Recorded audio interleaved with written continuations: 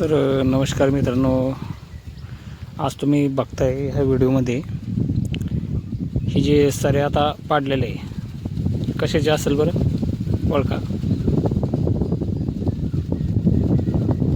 काय माहिती? ह्या सऱ्याचे आहे या हळद लागवड करण्यासाठी पाडलेले. तर अशा पद्धतीने ह्या सऱ्या पाडून घेतल्या आणि त्यावर जे पांढरं पांढरं जे दिसतंय ना, हे त्यावरती टाकलेलं खत आहे. त्या साऱ्यांवरती टाकलेलं खत आहे. आणि आता तुम्ही बघू शकताय अशा पद्धतीनं आता ही हळद लागवड करणे चालू आहे. बघू शकता अशा पद्धतीनं, म्हणजे एक जो बेड, एका बेडवर आपण आता हळदीचे 2 तास लावणार आहोत.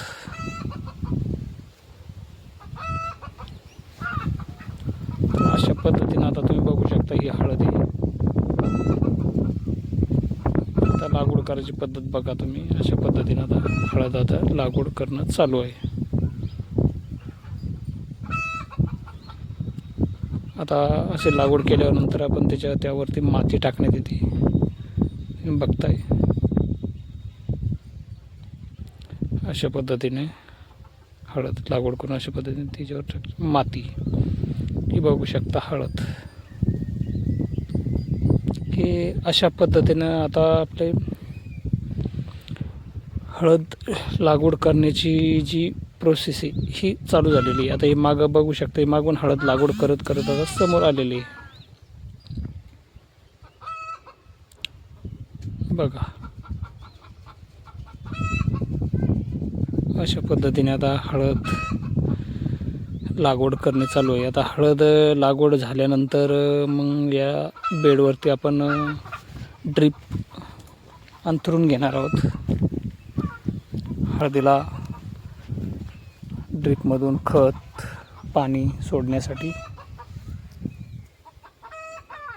कधी हळद लागवड झाल्यानंतर.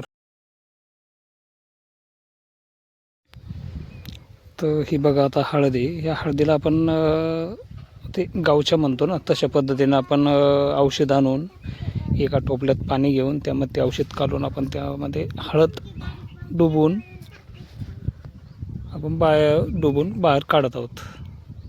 मग त्यानंतर आपण ही हळद लावण्यासाठी आपण तिकडं लेबरला देता. तर अशा पद्धतीने आता ही हळद लागवड चालू आहे.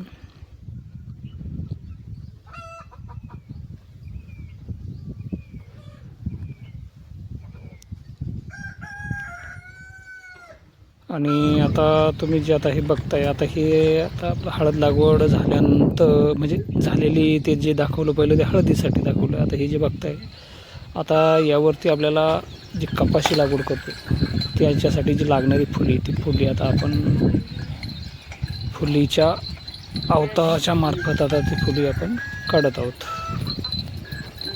बघू शकता तुम्ही आता ही फुली आपण एक सिंगल काढली. आता आपण याला डबल पण काढणार आहोत.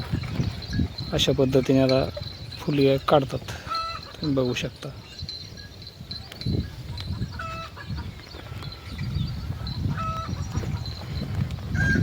इकडं वरी जे बघताय तुम्ही फुली काढणं आता बाकी आणि खाली जे बघताय आपलं तिकडे हळद लावणं आता चालू आहे. धन्यवाद मित्रांनो.